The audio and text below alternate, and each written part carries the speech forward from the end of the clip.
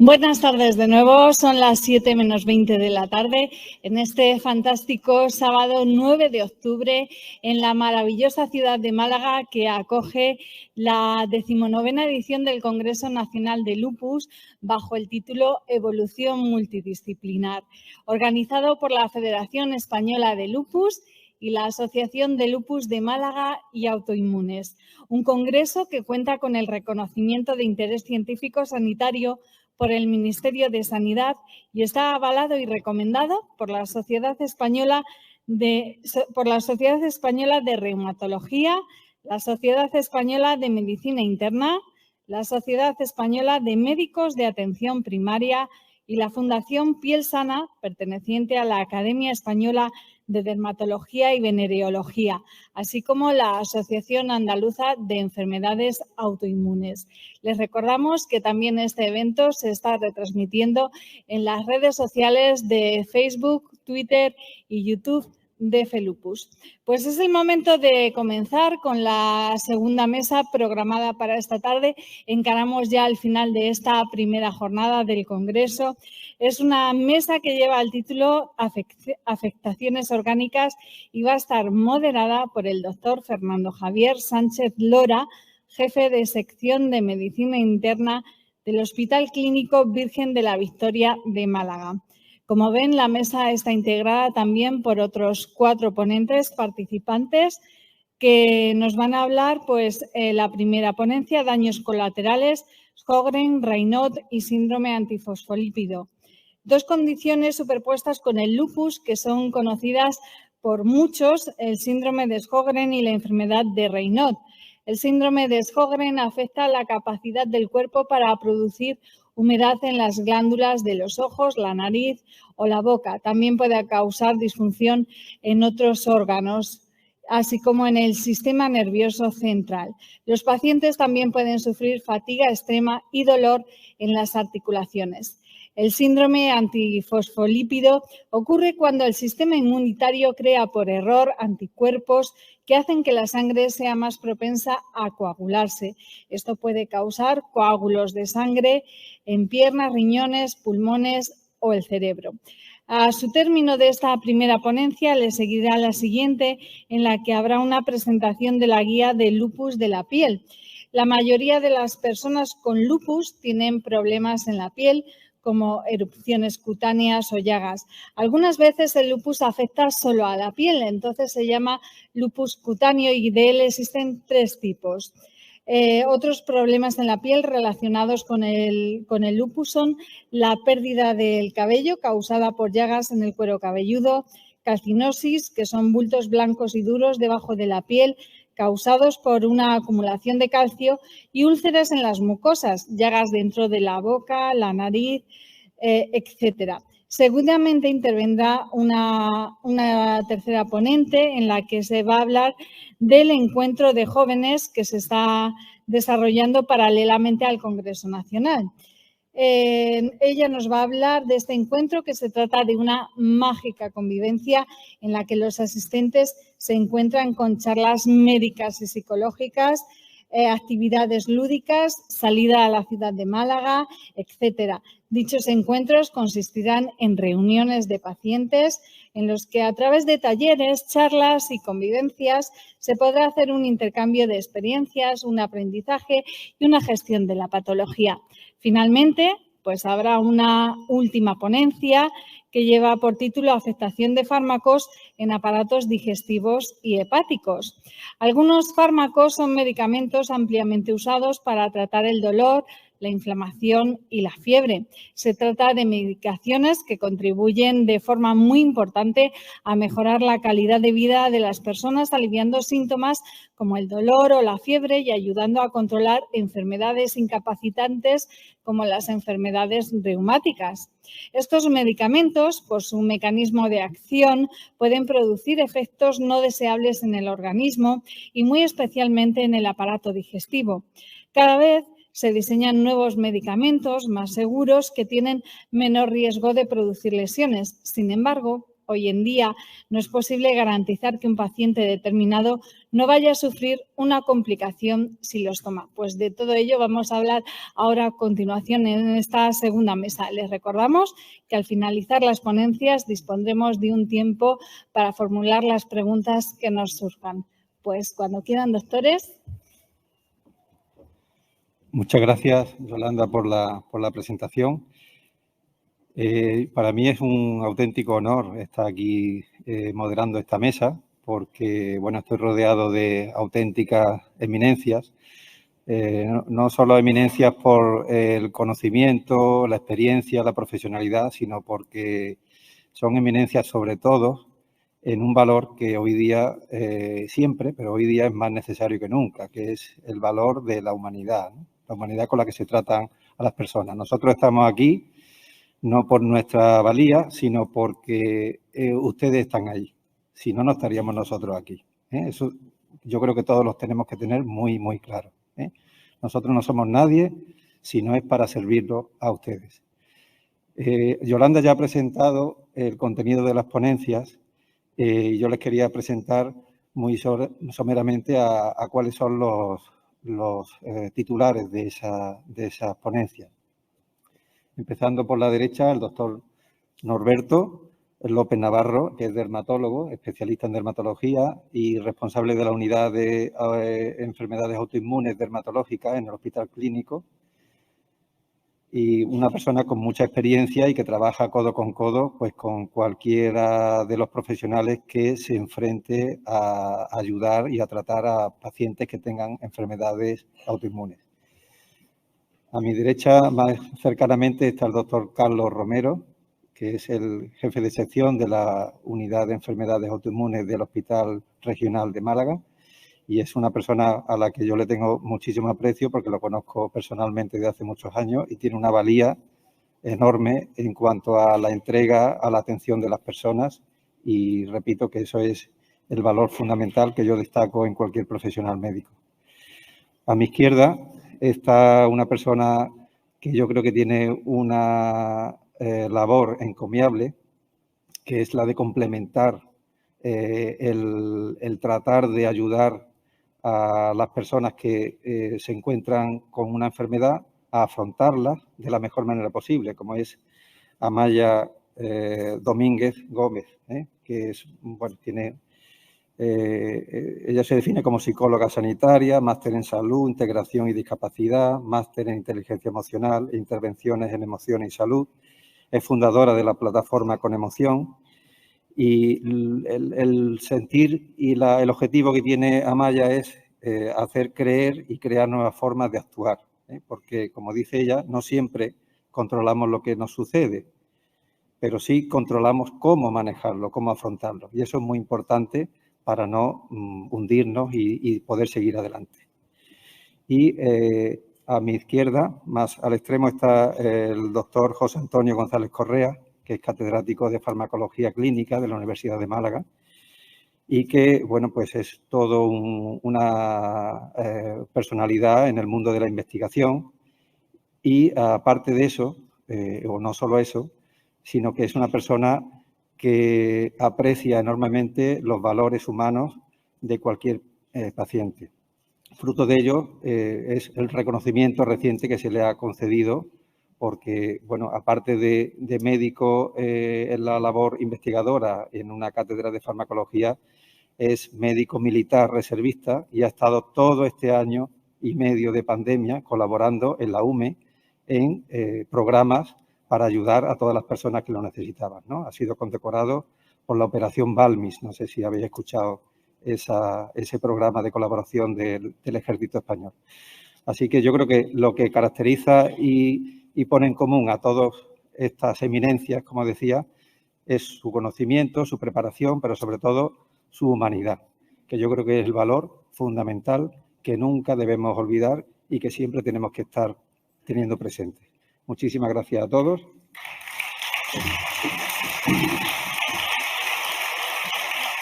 Le voy a dar paso en primer lugar al doctor Carlos Romero, que nos hablará de los daños colaterales, como son el síndrome de Sjögren, el Raynaud y el síndrome antifosfolípido. Muchas gracias.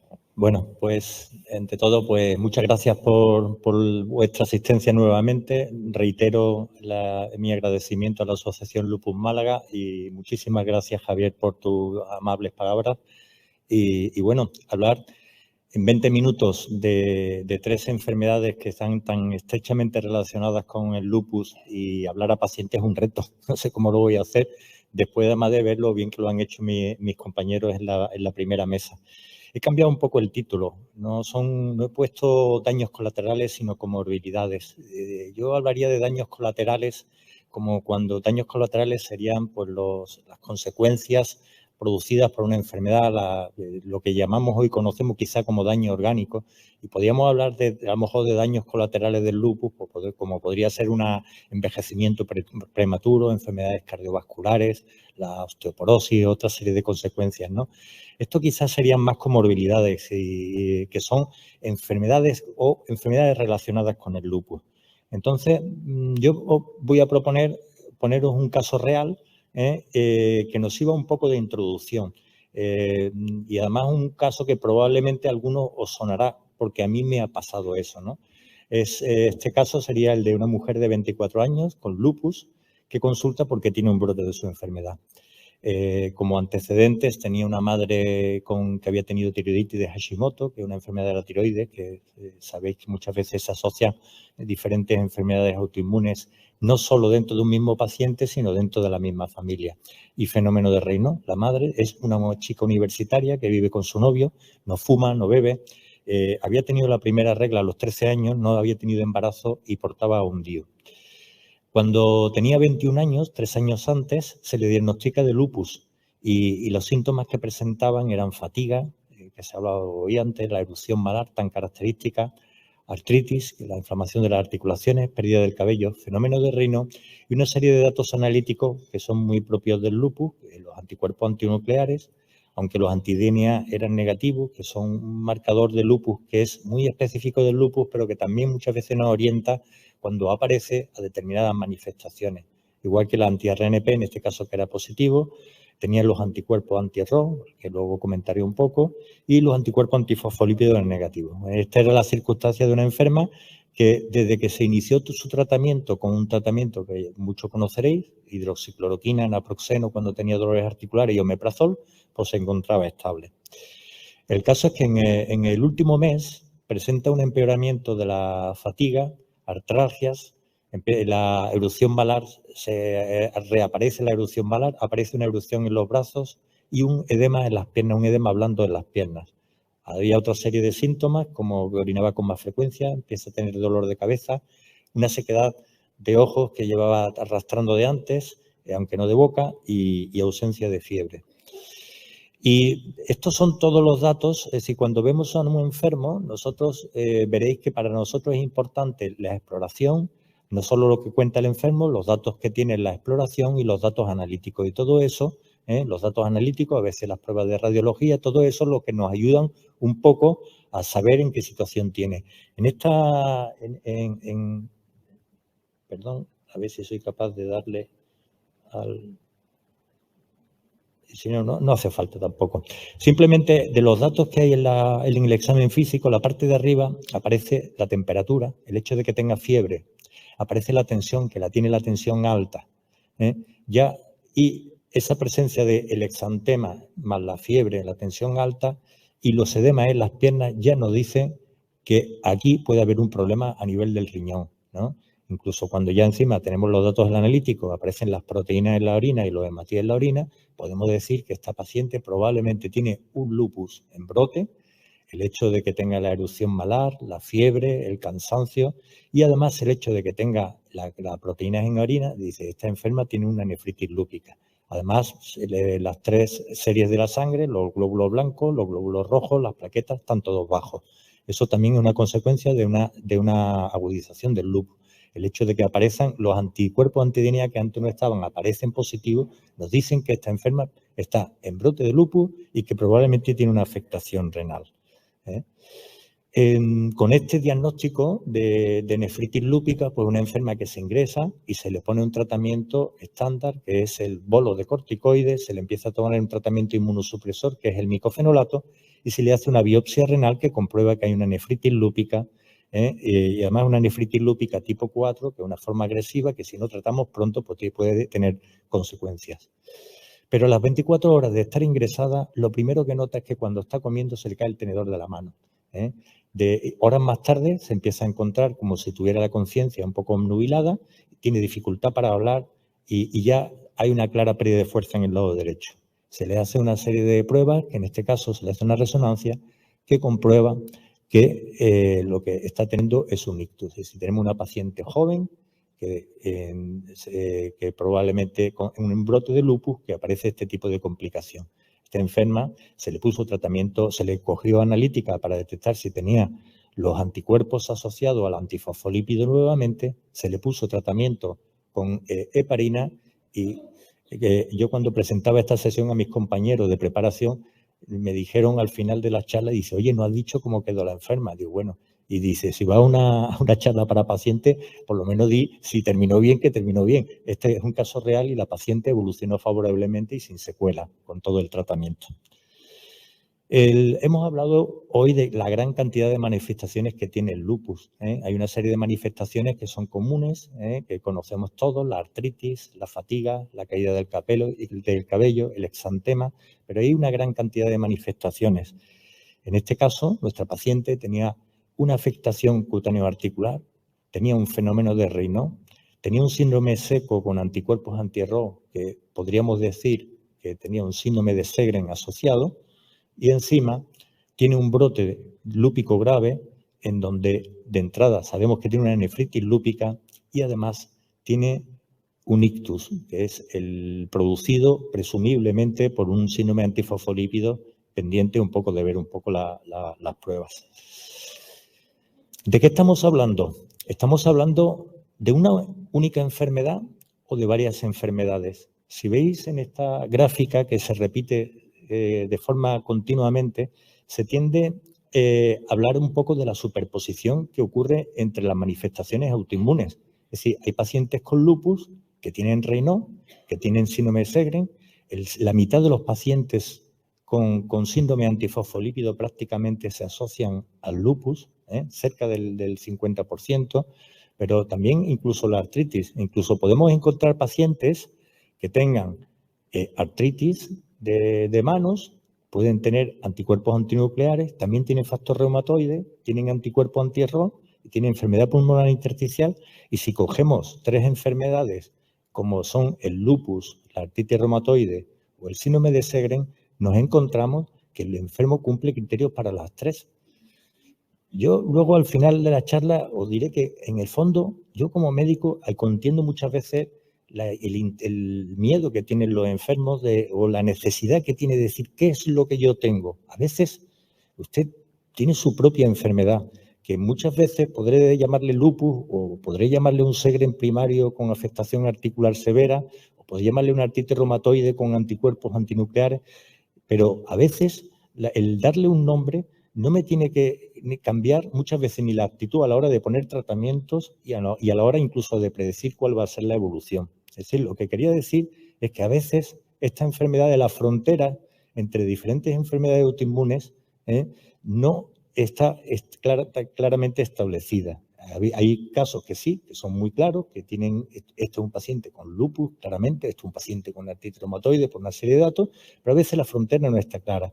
Un poco en contra de lo que íbamos diciendo, dice, no, es que si cumple tales criterios es esta enfermedad. No, los criterios muchas veces es para ayudarnos a los médicos pues para saber que es una u otra enfermedad, pero no son estrictamente cerrados, ¿de acuerdo? Y vamos a hablar un poco, para tener un poco conocimiento, dice, ¿qué es el síndrome de Raynaud? El síndrome de Raynaud, lo primero que tenemos que decir, bueno, es lo que llamamos uno de los que conocemos como acrosíndrome vascular. La palabra acra significa las partes distales. Normalmente las partes distales son los dedos de las manos, los dedos de los pies, a veces la nariz y la oreja, ¿no? Entonces, hablamos de acrosíndromes vasculares porque son síndromes en relación pues, con problemas de la vascularización que generan problemas. Dentro de ellos está el síndrome de Raynaud, que no es el único, ahora lo veremos. Es muy común en la población, aparece entre un 3 a un 15% de los pacientes con Raynaud.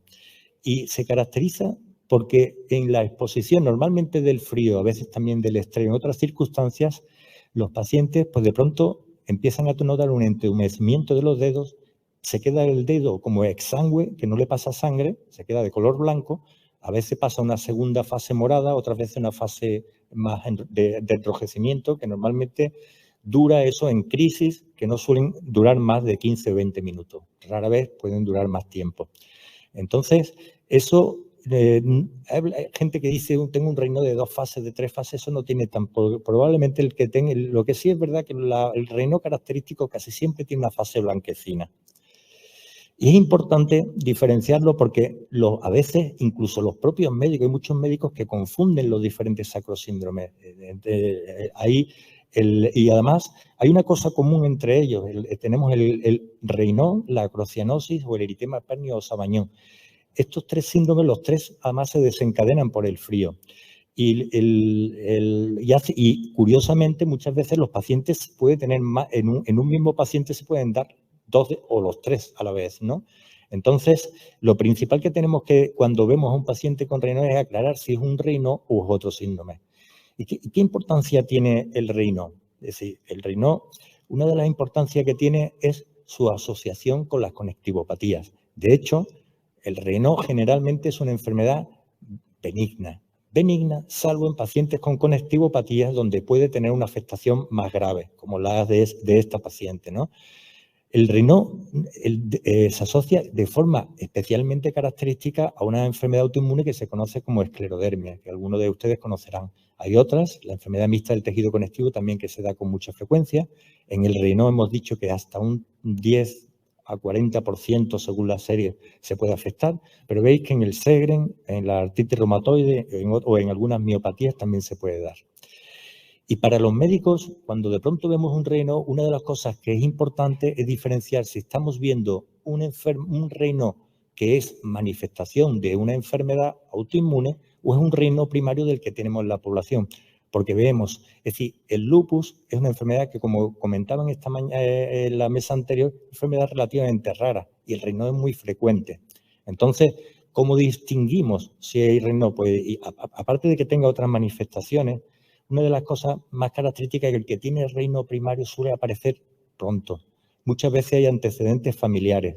Y cuando le hacemos analítica, normalmente pues ni encontraremos los datos propios del lupus y normalmente no encontraremos ni anticuerpos antinucleares. Hay una prueba que veis ahí abajo, que es la capilaroscopia. La capilaroscopia no es otra cosa que una lupa de gran aumento que nos permite ver los pequeños capilares que hay justo en el borde ungueal.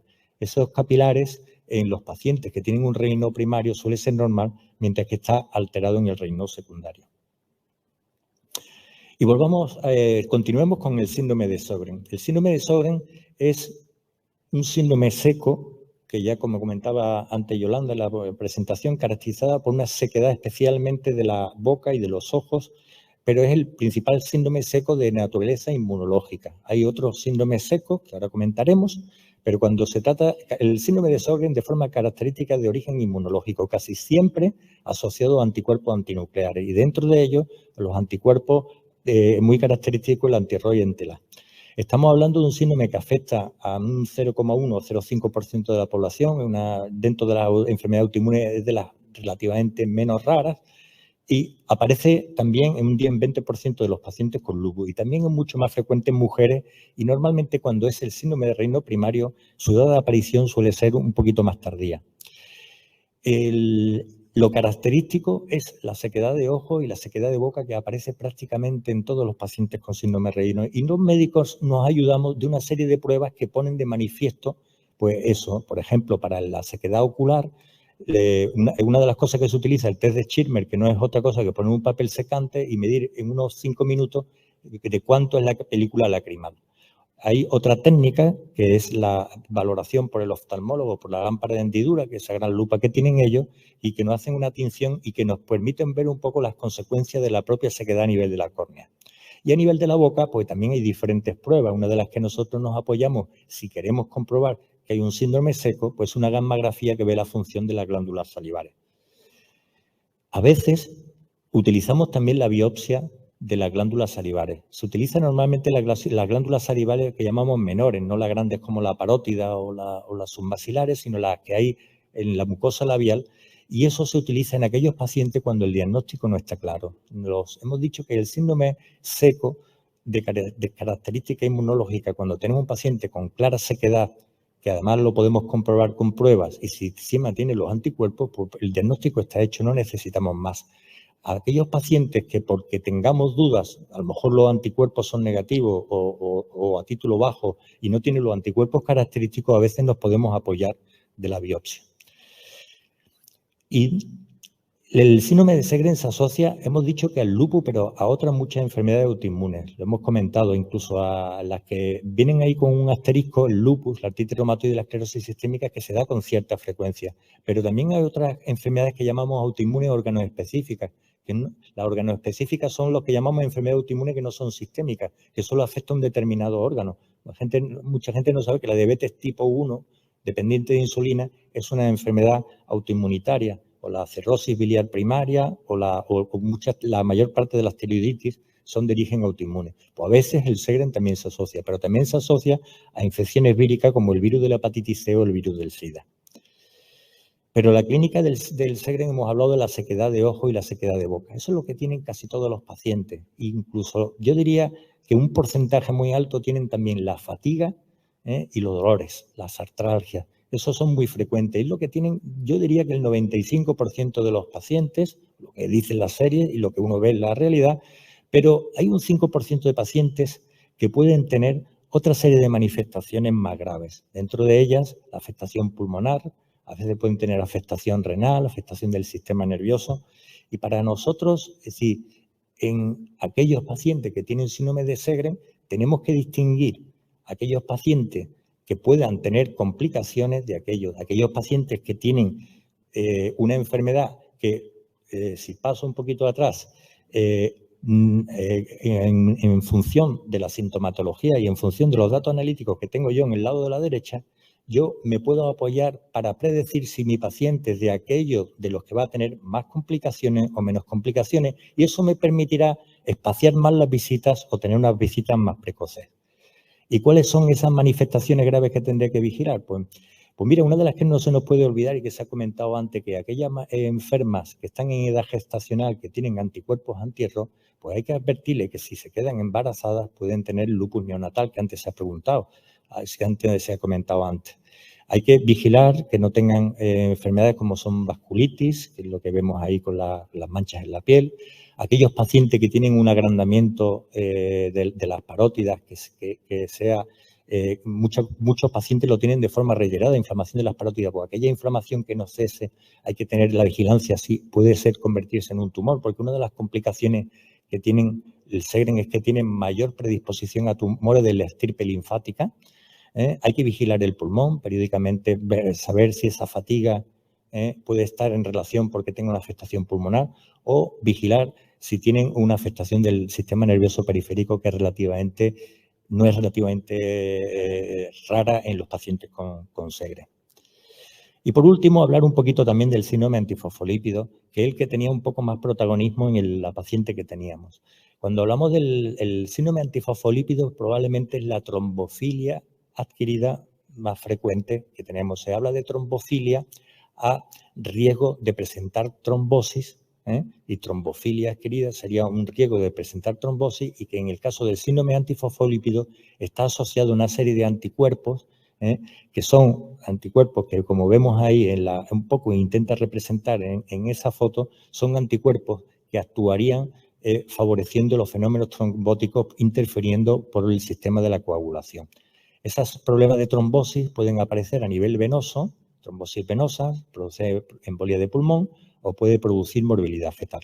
Pues bien, los anticuerpos antifosfolípidos sin síntomas aparecen entre un 1 y un 5% de la población. Que además es un problema que no encontramos los médicos, porque cada vez como se hacen más analíticas de forma desordenada, pues nos vemos muchas pacientes y dicen que me han detectado los anticuerpos antifosfolípidos. ¿Qué hacemos? Eso daría para hablar, pero en general podemos decir que los anticuerpos antifosfolípidos sin síntomas ninguno lo valoramos hoy día como una especie de riesgo cardiovascular más. Y en general no hay que hacer nada, salvo en aquellos pacientes que fuman, dejen de fumar, en aquellos pacientes que tienen hipertensión o hipercolesterolemia, controlarlo, y es lo que hay que hacer. Lo que es el síndrome antifosfolípido, con los síntomas que hemos comentado que daría ya, eso sí que es el síndrome antifosfolípido, la presencia tanto por una parte, si para diagnosticar síndrome antifosfolípido, teníamos que tener los síntomas típicos, la presencia de anticuerpos. Eso es una afectación mucho más infrecuente, que también predomina en mujeres y con una edad entre los 15 y 50 años. Y cuando hablamos del lupus, la presencia de anticuerpos antifosfolípidos es bastante común. Entre un 30 o 40% de los pacientes con lupus tienen estos anticuerpos. Y eso hace que prácticamente a todos los pacientes que tienen con lupus, cuando lo vemos por primera vez, le pedimos los anticuerpos antifosfolípidos y de forma rutinaria, periódicamente se pueden volver a repetir o sobre todo en presencia de síntomas. Porque además sabemos que de ese 30-40%, a diferencia del de la población general, que rara vez da problemas, estos sí que tienen aproximadamente la mitad de ellos riesgo de presentar trombosis. Las manifestaciones centrales del síndrome antifosfolípido son las que hemos dicho, trombosis venosas y arteriales. Especialmente dentro de las trombosis venosas, las trombosis en las piernas, que es lo que se te hincha una pierna, porque se te ha formado un trombo, muchas veces pacientes que a lo mejor han estado en reposo o no. A veces se puede complicar como una embolia pulmonar, pero las trombosis arteriales también son un riesgo y dentro de ellas es especialmente frecuente los ictus, como la que presentaba la paciente del principio. Pero también es muy característico de los pacientes con antifosfolípidos las complicaciones del embarazo. De hecho, a cualquier mujer que tenga aborto de repetición, lo primero que se le hace es, si tiene anticuerpos antifosfolípidos, para en el futuro intentar ponerle remedio a eso. Pero no solo abortos, también pérdidas fetales, bajo peso, eclampsia. Pero hay otras muchas más manifestaciones que se asocian al antifosfolípido, son mucho menos frecuentes. Aquí hay una gráfica que es muy explicativa porque dependiendo del color te dice la frecuencia o no. Pero el antifosfolípido lo mismo puede afectar a las válvulas cardíacas, puede producir problemas de gangrena en las piernas, puede producir úlceras, puede producir incluso una alteración cognitiva. Así que son multitud de las complicaciones que pueden asociarse al síndrome antifosfolípido y en general, si tenemos un paciente con lupus y tiene síndrome antifosfolípido, un paciente que probablemente requiere una mayor vigilancia y mayores cuidados. ¿Y cómo se trata? Pues de forma muy general podríamos decir que el Raynaud, lo primero son medidas locales, es decir, evitar la exposición al frío, el uso de guantes. Podemos utilizar en aquellos pacientes que tienen Raynaud más graves, se utilizan fármacos vasodilatadores, hay medicamentos que se utilizan para la tensión, que también se utilizan para el Raynaud. Los pacientes que tienen un Raynaud grave asociado, pues se pueden utilizar otro tipo de fármacos más complejos. En el caso del síndrome del Sjögren, y eso lo conocen muy bien los pacientes con Sjögren, principalmente el tratamiento es sintomático. No hay ningún tratamiento que actualmente haya demostrado revertir el problema que produce los anticuerpos que atacan a las glándulas lacrimales y salivares. Y de momento ningún fármaco hay, ni inmunosupresor, ni que permite revertir eso. Entonces, para los ojos se utilizan principalmente lágrimas artificiales, algún tipo de geles para uso nocturno. Para la boca hay algunos sustitutos de la saliva como sprays, hay medicamentos, hay un medicamento que se llama pilocarpina, que es un estimulante de las glándulas, que tiene una eficacia regular. En algunos va muy bien, en otros va muy mal. En algunos parece que va muy bien una temporada y luego deja de ser eficaz. Y sobre todo otras medidas como la hidratación. Y en las complicaciones que veíamos fuera de las glándulas en el Sjögren, pues se utilizan inmunosupresores parecidos a los que se pueden utilizar en el lupus. Y por último, en el síndrome antifosfolípido se trata con antiagregantes, con anticoagulantes y sobre todo el control también de los factores de riesgo cardiovascular. Y en algunas situaciones también, cuando hay afectación del sistema nervioso, en determinadas circunstancias se pueden utilizar inmunosupresores. ¿Y yo como paciente qué puedo hacer? Pues mirad, hay una serie de recomendaciones comunes que yo creo que es que estas recomendaciones pues sirve para todo, pero es que es así. Es decir, por una parte una dieta saludable, hemos dicho que en el síndrome de antifosfolípido es muy importante el control del riesgo cardiovascular, es decir, una dieta mediterránea, es esencial no fumar. El Raynaud es más severo siempre cuando los pacientes son fumadores. El síndrome antifosfolípido tiene mucho mayor riesgo de complicaciones cuando son fumadores. Para el síndrome de Sjögren también puede empeorarlo el tabaco. Otra cosa importante es revisar los medicamentos. Es una cosa que tenemos que hacer médicos y pacientes. Es decir, yo creo que todas las consultas, una de las cosas es cómo está usted, no sé cuánto y qué medicamento está tomando. ¿Por qué? Porque primero, una de las principales causas de síndrome seco que tenemos, sobre todo en la población de las personas mayores, son fármacos. Es decir, hay antidepresivos o diuréticos de determinados fármacos que al retirarlos muchas veces mejora el síndrome seco. Igual que el Raynaud, hay determinados fármacos como los betabloqueantes que agravan el síndrome de Raynaud, incluso pueden ser la causa desencadenante. En el caso de los pacientes que tienen síndrome antifosfolípido, es que muchos de ellos, es decir, precisamente los anticonceptivos que tienen estrógeno, hay que evitarlo. Entonces, siempre es bueno que los pacientes tengan muy claro qué medicamentos me trato y llevarle una lista a los enfermos. El estrés parece que se ha asociado también, el estrés se asocia con el Raynaud y puede empeorar. Y, por supuesto, el ejercicio. Eso es dieta saludable, ejercicio, no fumar. Yo creo que eso a todo el mundo.